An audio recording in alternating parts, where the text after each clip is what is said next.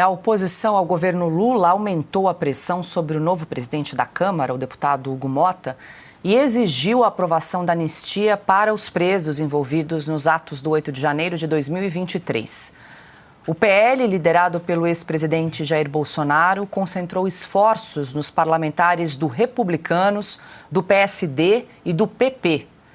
O objetivo é garantir o cumprimento do acordo que levou Motta à presidência da Casa. Esse compromisso incluía o avanço do projeto da anistia firmado com Arthur Lira, ex-presidente da Câmara. Na internet, desde a última segunda-feira, mais de 170 mil pessoas já assinaram a petição online em apoio à anistia dos presos do 8 de janeiro. Casos emblemáticos aparecem na petição, como o da cabeleireira Débora dos Santos, que está presa há quase 2 anos por escrever "Perdeu Mané" com batom na Estátua da Justiça. Cauti, a gente exibiu ali essa petição online, que qualquer um pode assinar, tá aí então para quem nos acompanha, estava em 166 mil. Quando eu vi, agora um pouquinho antes de começar o programa, já tinha superado as 173 mil assinaturas. É um assunto que está quente, a gente tem acompanhado aí durante toda a semana. Eles trazem, claro, alguns casos bastante emblemáticos, simbólicos do 8 de janeiro. Um deles é o da Débora dos Santos. Vale lembrar que ela não foi julgada ainda, segue presa, ela ficou quase 1 ano sem denúncia e se arrasta já há 2 anos presa, aguardando o julgamento do Supremo.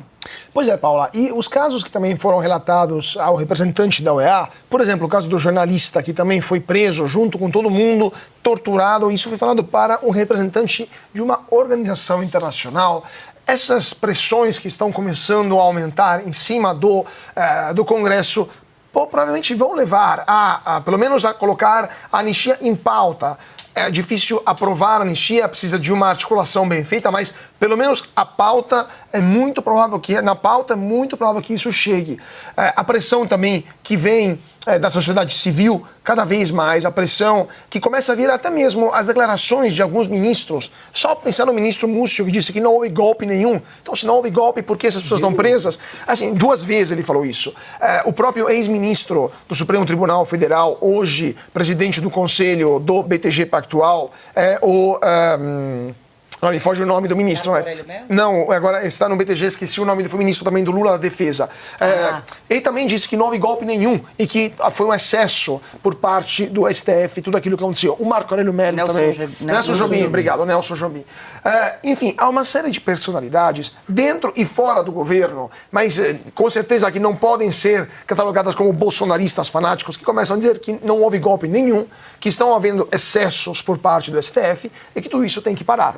Mas acho que o ponto mais importante que pode levar o Congresso a colocar em pauta, que se aprovar uma anistia, é o derretimento da popularidade do governo federal. Porque os deputados eles já estão de olho nas eleições de 26.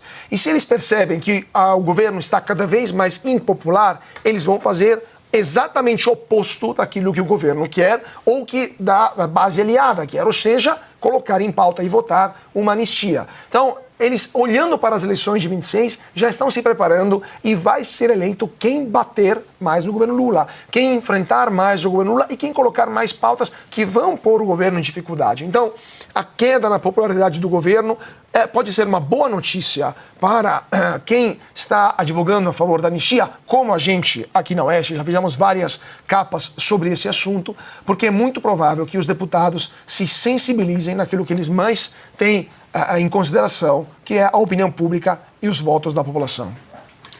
Rapidamente. Eu concordo com o Cauti, a questão política pesa e ela é decisiva nesse momento. Esse é o momento para isso. Para se ter uma ideia como que o outro lado já começa a esboçar um certo desespero, juristas muito à esquerda, né, já estão falando aí nos sites dedicados ao direito, que, olha, o Supremo lá na frente vai barrar porque ele vai considerar que crimes contra a democracia não podem ser beneficiados, seja por indulto, como é o caso agora que fizeram, foi a alegação do ministro Alexandre de Moraes, para não conceder um indulto agora ao Daniel Silveira, o indulto natalino do Lula, ou mesmo num processo de anistia do Congresso Nacional. Ou seja, esse já é um desespero. Agora, o que o Congresso tem a ver com isso? O Congresso tem que aprovar a anistia e vamos ver o que acontece. O Supremo vai contra o Congresso? do jeito que ele, por exemplo, dita ou ditou nos últimos tempos o que podia e o que não podia no país, porque agora a gente precisa fazer valer a Constituição. Esse é o momento do Hugo Mota levantar a Constituição de novo. Aprovamos a anistia é válida sim, porque isso é prerrogativa do Congresso Nacional. Faz como fez o doutor Ulisses. E pode dizer, temos ódio e nojo à ditadura também. De qualquer lugar.